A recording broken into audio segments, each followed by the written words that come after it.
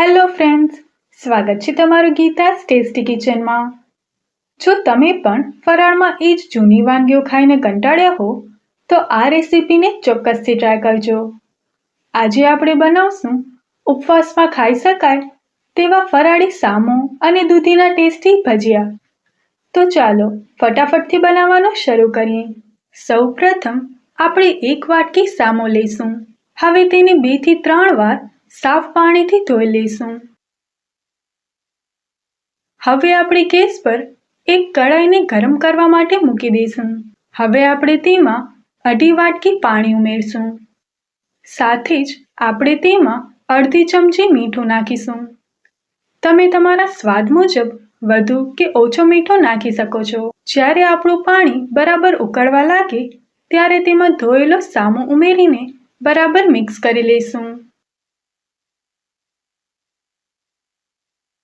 હવે આપણે તેને બરાબર મિક્સ કરી લઈશું। હવે ઢાંકણ ઢાંકીને 2 થી 3 મિનિટ સુધી તેને ચડવા દઈશું। તમે જોઈ શકો છો કે સામો સરસ રીતે બફાઈ ગયો છે।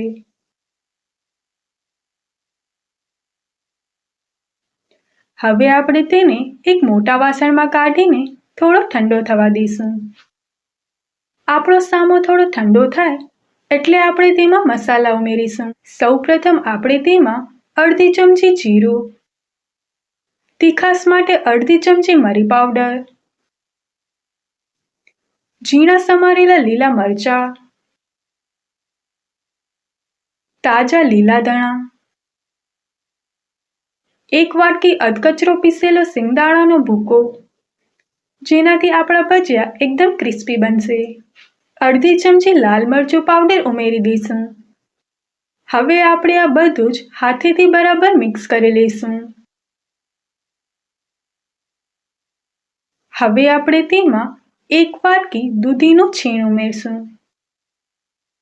દૂધીના લીધે આપણા ભજીયા અંદરથી એકદમ સોફ્ટ અને ટેસ્ટી બનશે। હવે આપણે આ બધું જ હાથેથી બરાબર મિક્સ કરી લઈશું। આપણું મિશ્રણ તૈયાર થઈ જાય એટલે આપણે તેના નાના નાના ગોળ બોલ્સ બનાવી લઈશું। મેં પહેલાથી જ તેલ ગરમ કરવા માટે મૂકી દીધું હતું। આપણું તેલ બરાબર ગરમ થાય એટલે તેમાં તૈયાર કરેલા બોલ્સને હળવેથી તેમાં મૂકી દઈશું। અહીંયા આપણે ભજીયાને ગોલ્ડન બ્રાઉન અને ઉપરથી ક્રિસ્પી થાય ત્યાં સુધી મીડિયમ આંચ ઉપર તળવાના છે।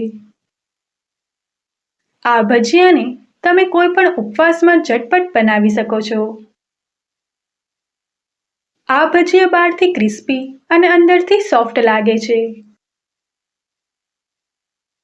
જુઓ કેવો સરસ સોનેરી રંગ આવ્યો છે।